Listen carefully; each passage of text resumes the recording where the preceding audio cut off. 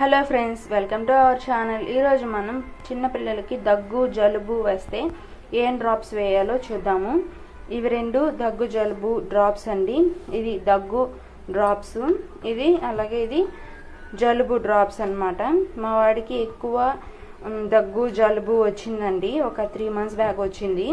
అప్పుడు నేను డాక్టర్ని కలిసినప్పుడు ఈ డ్రాప్స్ రెండు రాసిచ్చారు ఆయన. ఈ డ్రాప్స్ రెండు చాలా బాగా పనిచేసేయండి. మా వాడికి 3 పూట్ల వేయాలండి. 0.5 ml వేసాను నేను. 0.5 ml రాసిచ్చారు డాక్టరు. 2 డ్రాప్స్ అలాగే వేయాలి. చాలా బాగా పనిచేసేయండి. భోజనం తర్వాత వేయాలి, అంటే బాబుకి ఫీడింగ్ ఏదైతే ఉందో అది 3 పూట్ల ఫీడింగ్ తర్వాత వేయాలి.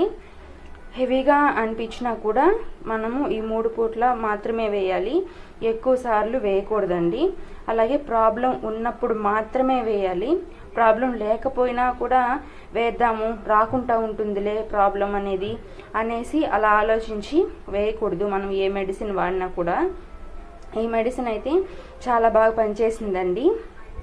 చాలా మంచి డ్రాప్స్ కాబట్టి కొంచెం వేసినా సరిపోతుందని 0.5 ml రాసిచ్చారు డాక్టరు. నేను అలాగే వాడానండి. మా వాడికి చాలా బాగా పనిచేసింది ఈ డ్రాప్స్.